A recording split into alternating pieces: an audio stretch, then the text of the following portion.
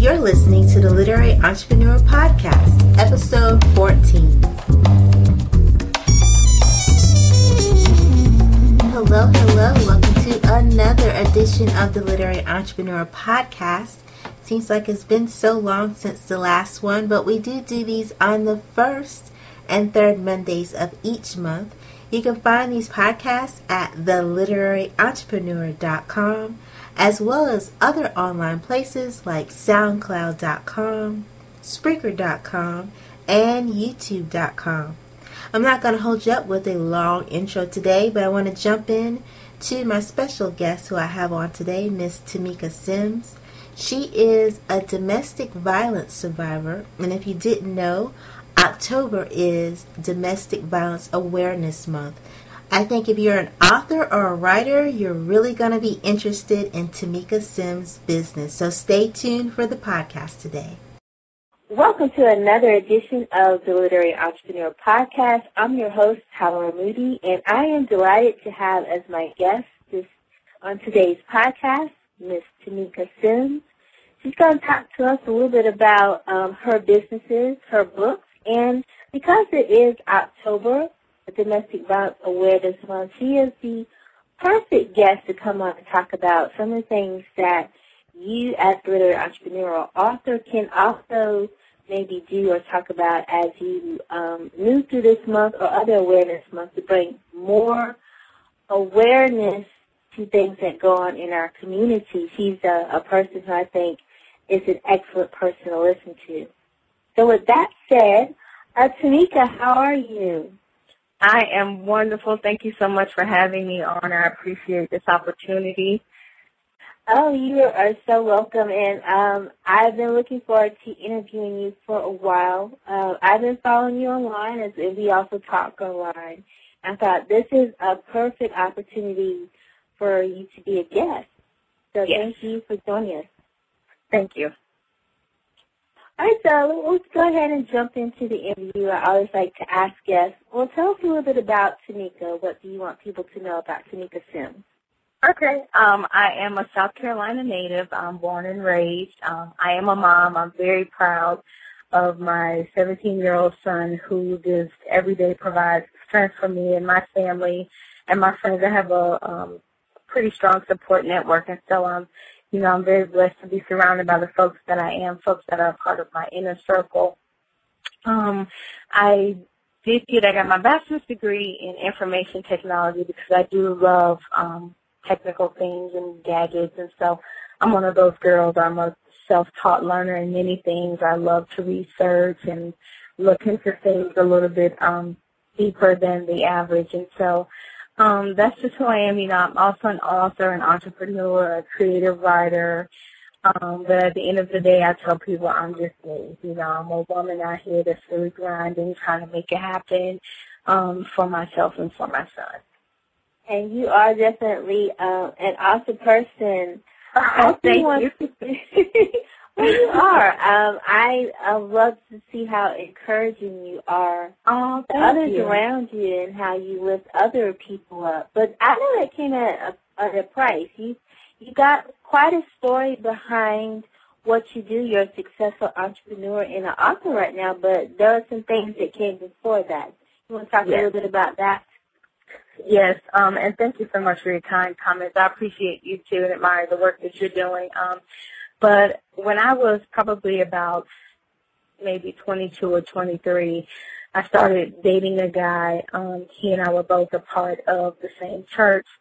And, of course, because we had that connection to God, a natural friendship grew between the two of us, and things kind of progressed from there.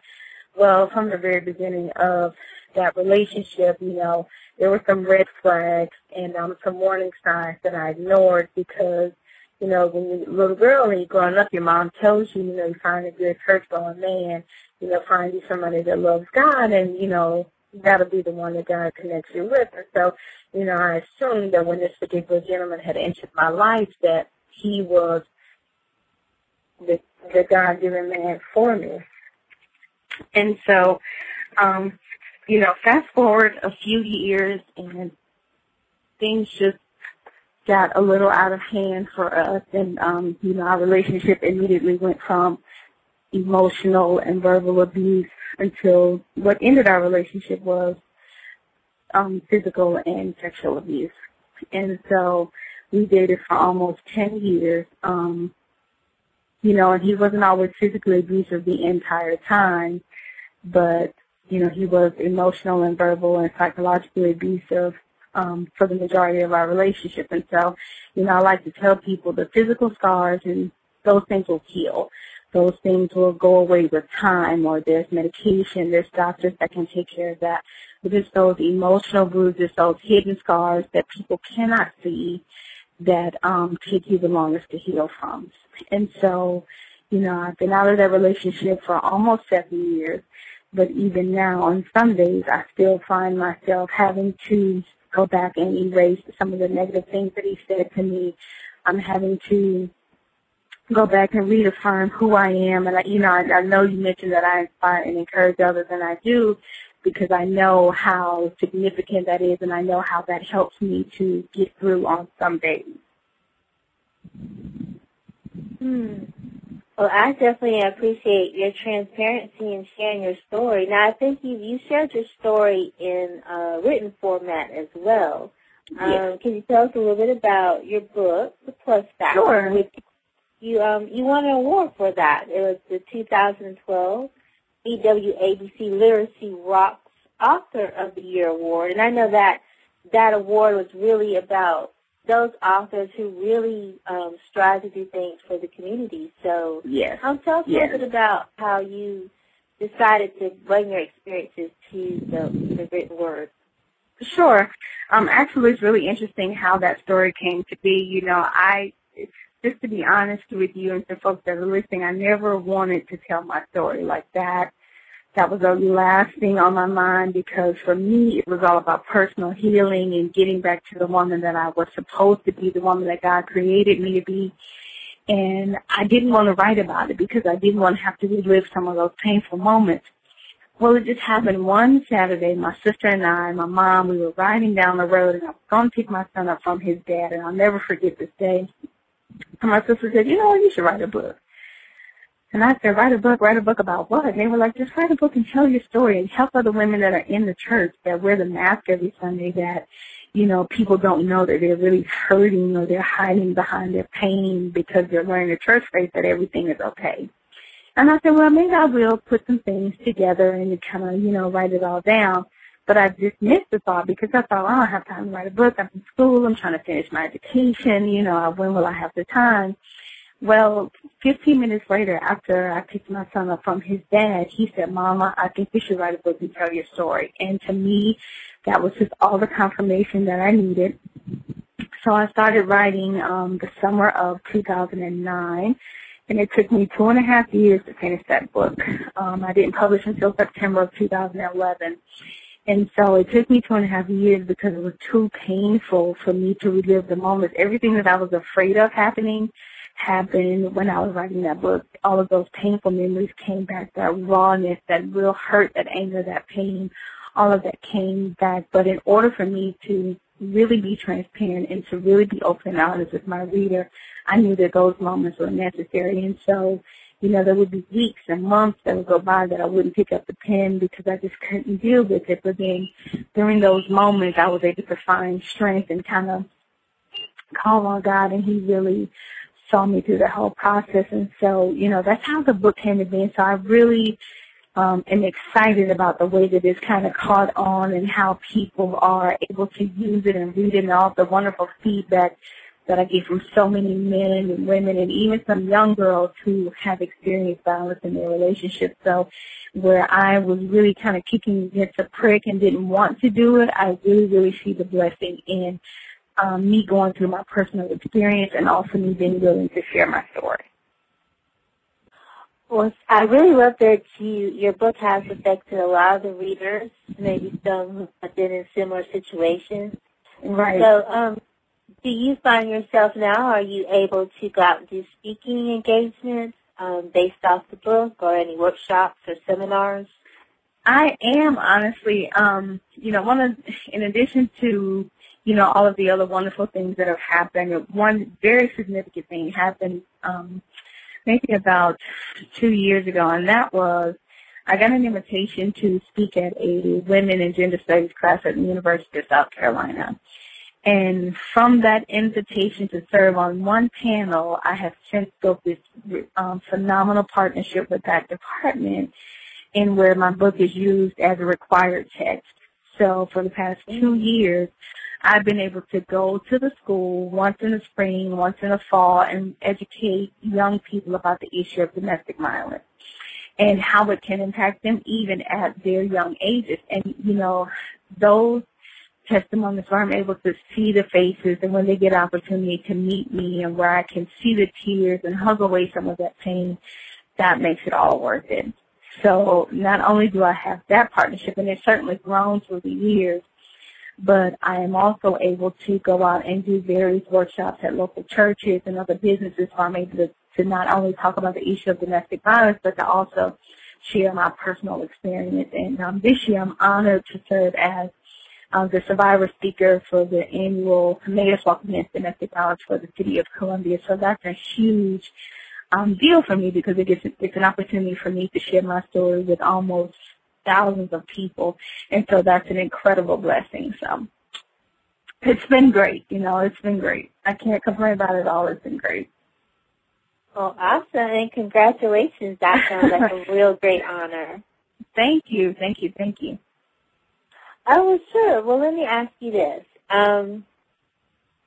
How authentic do you feel like, because I think you're getting ready to try to write, if you haven't finished, a fiction book. Is that correct? Yes. Okay. And just from experience for myself from writing fiction, there's a kind of a different feel of writing when you write nonfiction, which is your story in this particular. Right. And then when you decide you have a character that you decide you want to maybe try to tell a story in a different way, maybe tell abuse in a different way. Right.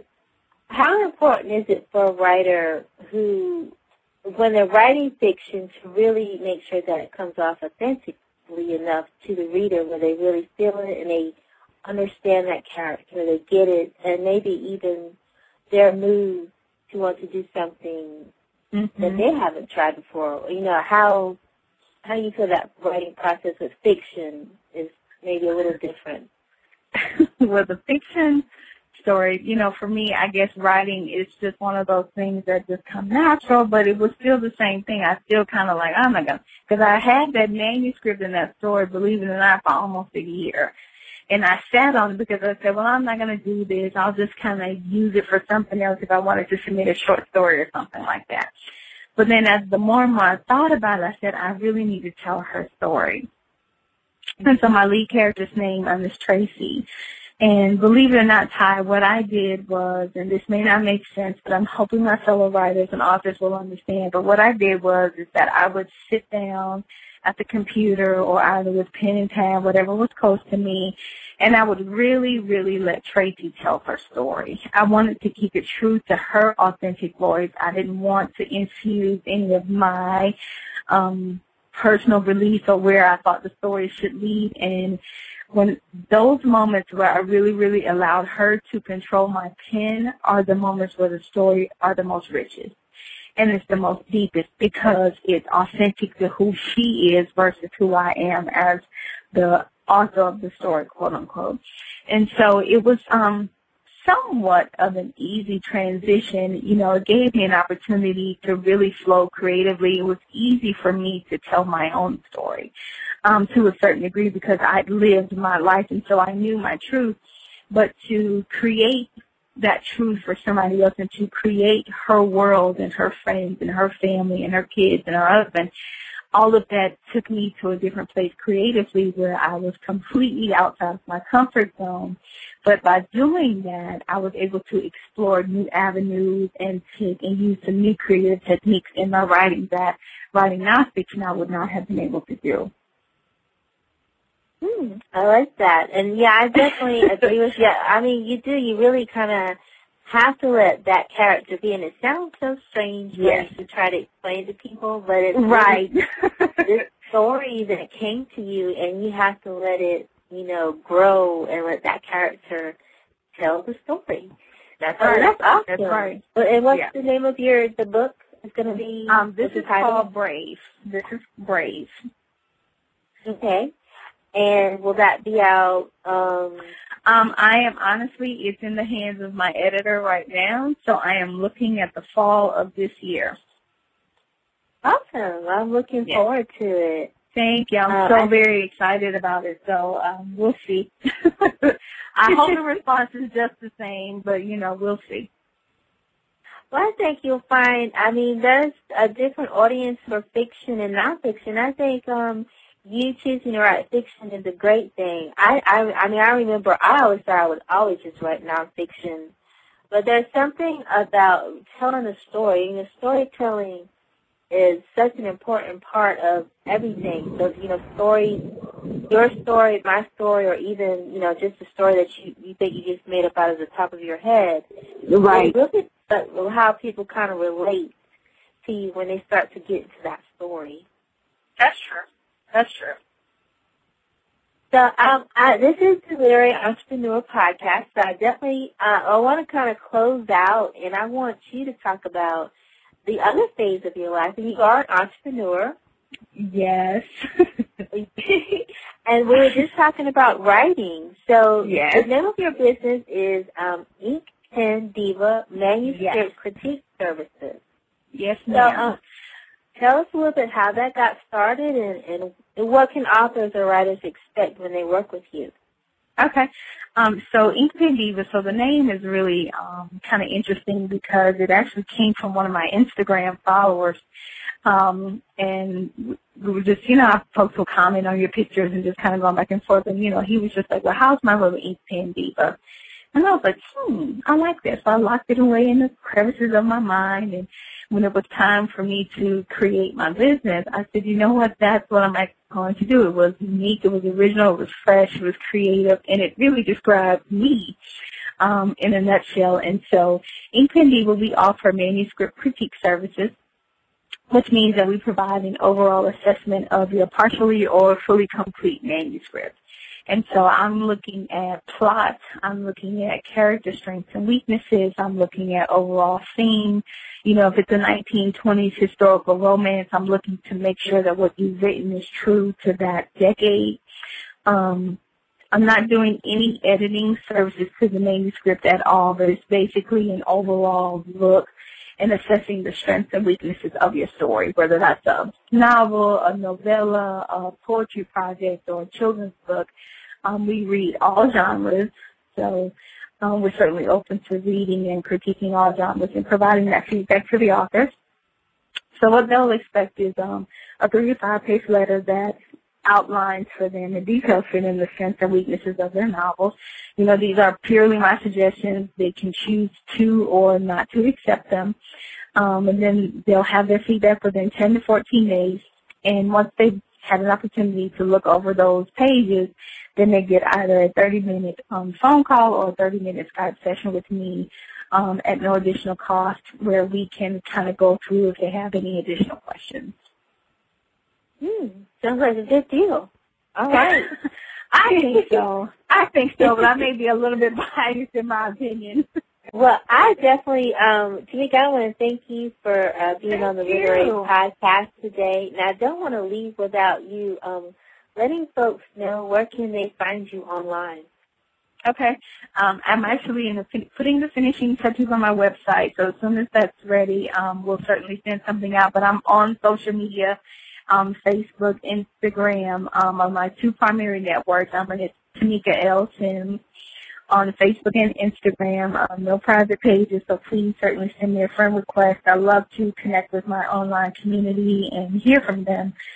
Because believe it or not, some of those stories touch me almost as much as if someone was standing before me.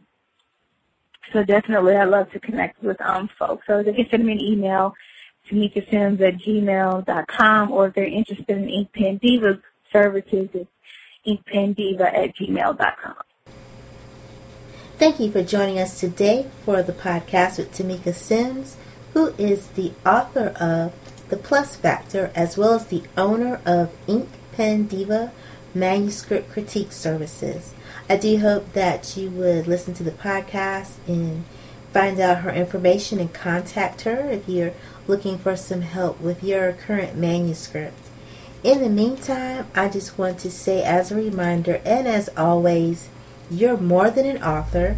You are a literary entrepreneur. Writing and marketing books is a business. Let's learn how to attract readers to your books together.